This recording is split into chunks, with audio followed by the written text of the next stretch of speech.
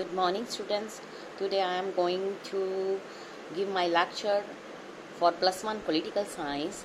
The name of the chapter is local governments. Local governments, as you have already studied that India is a federal country. In federal country, the power is divided between union or central government, state government, and third is local government. When India got independence, then our country had two-tier government, that is union government and state government. But after some time, some steps are taken by the government for state government. So the state government ने क्या किया, अपनी जो powers हैं उसको आगे local government में divide कर दिया. अब ये थर्ड डिवीज़न हो गई. ये क्यों ज़रूरत है हमें, Y local governments?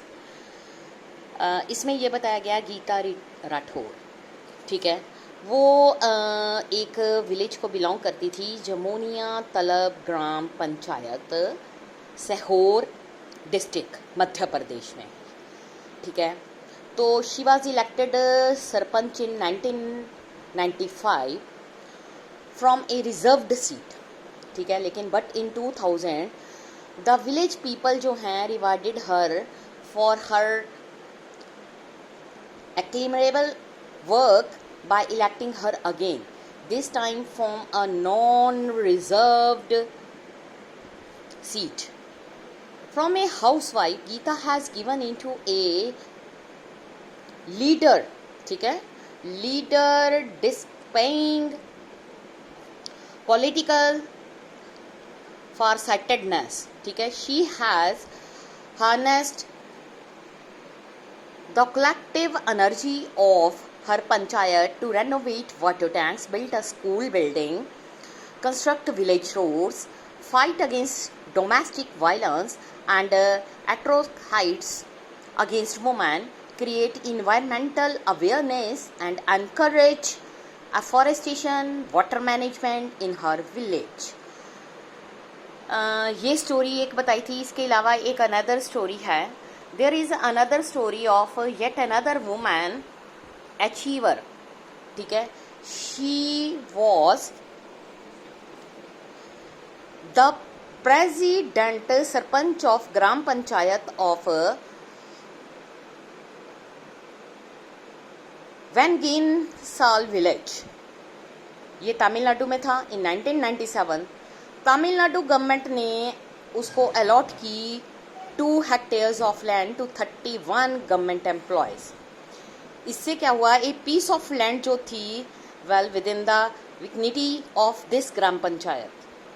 On the instructions of higher authority, the district collector of Kanchipuram directed the president of gram panchayat to pass a resolution endorsing the allotment of said land for the purpose already decided.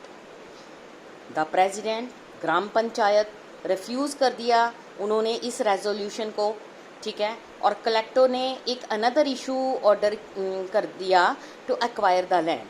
अब क्या हुआ, the gram panchayat उसने एक writ petition Madras high court में file कर दी against the collectors action. इसमें क्या हुआ, सिंगल जज जो bench of high court upheld the collectors order, ruled that there was no need to take the panchayat consent, ठीक है.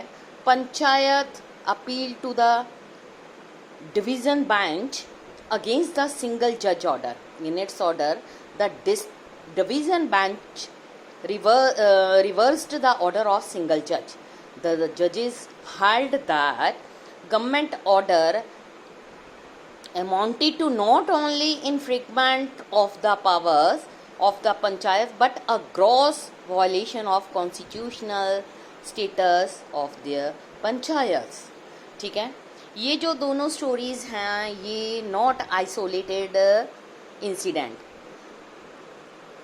they are representative of large transformation that is taking place across India, especially after constitutional status was accorded to local government institution in 1993। ये दो stories बताई गई हैं। इसमें local government के बारे में बताया गया है। लोकल गवर्नमेंट वो गवर्नमेंट होती है जो विलेजेस में होती हैं और डिस्ट्रिक्ट लेवल पर होती है। लोकल गवर्नमेंट जो होती है about the government closest to the common people. Local government जो है is about government that involves the day to day life and problems of ordinary citizens. Local government ये believe करती है कि लोकल जो नॉलेज एंड लोकल इंटरेस्ट जो हैं वो एसेंशियल इंग्रेडिएंट्स हैं डेमोक्रेटिक डिसीजन मेकिंग में। ये आल्सो नेसेसरी हैं for efficient and people friendly administration. इनके बगैर कोई भी एडमिनिस्ट्रेशन अच्छे ढंग से काम नहीं कर सकता। The advantage of local government ये है कि it is so near the people. It is convenient for the people to approach the local government for solving their problems both quickly and within minimum cost. जो story मैंने गीता राठौर की आपको पीछे पढ़कर बताई है उसमें हमने ये नोटिस किया कि वो सिग्निफिकेंट चेंजेस जो जमोनिया विलेज है उसमें उसने सिग्निफिकेंट चेंजेस लाए। तलब because of her proactive role as sarpanch of gram panchayat, Vengi Vassal village is able to still retain its land and right to decide what to do with it because of the relentless effort of its gram panchayat president and members। इसलिए जो local government होती है वो very effective होती है जो लोगों के लोकल इंटरेस्ट को प्रोटेक्ट करने के लिए बहुत ज़रूरी है। डेमोक्रेसी जो है मीनिंगफुल पार्टिसिपेशन है, ये अकाउंटेबिलिटी है, strong vibrant. Local government ensure करती है कि active participation and purposeful accountability government की हो। गीता राठौर स्टोरी जो एक ऐसा ही पार्टिसिपेशन के लिए बेस्ट एग्जाम्पल है। वेंगी वत्सल विलेज जो है वहाँ पर ग्राम पंचायत जो है उसने अपने एफर्ट्स किए थे जिसके कारण उसने अपनी मिशन में एक इतना अच्छा रोल प्ले किया कि जो उसकी लैंड गवर्नमेंट वापस ले रही थी उन्होंने उसको वापस ले लिया। It is at the level of local government the common citizen जो है इन्वॉल्व होते हैं डिसीजन मेकिंग में, क्योंकि ये जो डिसीजंस होते हैं कंसर्न होते हैं उनकी लाइफ्स के साथ, उनकी नीड्स के साथ, ठीक है, और उनकी ओवरऑल डेवलपमेंट के लिए।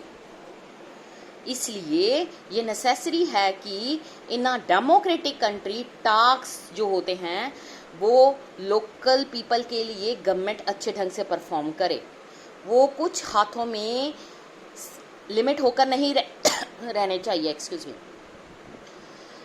इसलिए जो टास्क होते हैं वो लोकल पीपल और उनके रिप्रेजेंटेटिव में इक्वली डिस्ट्रीब्यूट कर दिए जाते हैं। कॉमन पीपल जो होते हैं वो लोकल गवर्नमेंट के बारे में ज़्यादा फैमिलियर होते हैं। जो स्टेट गवर्नमेंट होती है उसके पास ऑलरेडी पहले ही बहुत सारी पावर्स होती हैं, उसने बहुत सारे केसेस जो डिस्प्यूट हैं अपनी स्टेट के बारे में सोचना होता है या नेशनल लेवल की गवर्नमेंट के बारे में सोचना होता है। इसलिए ये जो लोकल गवर्नमेंट है उसने अपने सिटीज़ और विलेजेस की डे टू डे लाइफ लोगों की प्रॉब्लम्स को सॉल्व करना होता है। अगर लोकल गवर्नमेंट जो है वो स्ट्रेंथ वाली होगी तो इससे हमारा जो डेमोक्रेटिक प्रोसेस है वो भी बहुत ज़्यादा स्ट्रेंथेबल हो जाएगा। हमारे इंडिया में लोकल गवर्नमेंट बहुत ज़्यादा सक्सेसफुल हो चुकी है। कहते हैं कि जो इंडिपेंडेंस से पहले हमारी गवर्नमेंट जो थी वो 2 टायर गवर्नमेंट थी। जो पावर्स थी बेटा वो union government and state government के लोगों के बीच में डिस्ट्रीब्यूट थी। जब स्टेट गवर्नमेंट में छोटी छोटी सिटीज़ एंड बहुत सारे विलेजेस आ जाते थे जिसके कारण स्टेट गवर्नमेंट ने एक प्रपोजल पास किया कि जो पावर है उसको एक अलग टाइप की गवर्नमेंट बनानी चाहिए जिसको लोकल गवर्नमेंट कहा जाता है, और वो वाली पावर लोकल गवर्नमेंट के लोगों के बीच में डिवाइड कर देनी चाहिए। इस प्रपोजल को एक्सेप्ट कर लिया गया। इस तरह से फेडरलिज्म के अकॉर्डिंग हमारे इंडिया की गवर्नमेंट जो है वो 3 टायर गवर्नमेंट बन गई है। फर्स्ट टाइप गवर्नमेंट आती है यूनियन गवर्नमेंट और उसको सेंट्रल गवर्नमेंट कहा जाता है, जिसमें prime minister, president, council of minister, Lok Sabha, Rajya Sabha, parliament के दोनों हाउस, सुप्रीम कोर्ट आती है। सेकंड नंबर पे आ जाता है स्टेट गवर्नमेंट, जिसमें chief minister, governor, council of ministers, ये सब कुछ आते हैं। उसके बाद जब स्टेट गवर्नमेंट ने अपनी पावर को आगे लोकल गवर्नमेंट में डिवाइड कर दिया तो हर स्टेट में कोई ना कोई सिटीज और विलेजेस होते हैं। इसलिए जब स्टेट गवर्नमेंट ने अपनी पावर को लोकल गवर्नमेंट में डिवाइड कर दिया तो उसका जो बर्डन है थोड़ा कम हो गया।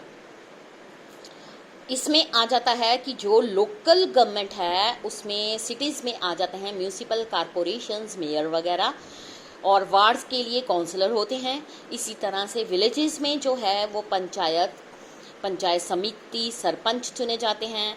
इवन यहाँ पर वुमेन्स के लिए 1/3 सीट्स को भी रिजर्व रख दिया गया है। कहते हैं कि अगर ये हमारा सक्सेसफुल हो जाए तो जो डेमोक्रेसी का कंसेप्ट है वो हमारी इंडियन गवर्नमेंट के लिए बहुत ज़्यादा बेनिफिशियल हो जाएगा। Thank you student. नेक्स्ट हम आगे करेंगे growth of local government in India. Thanks students.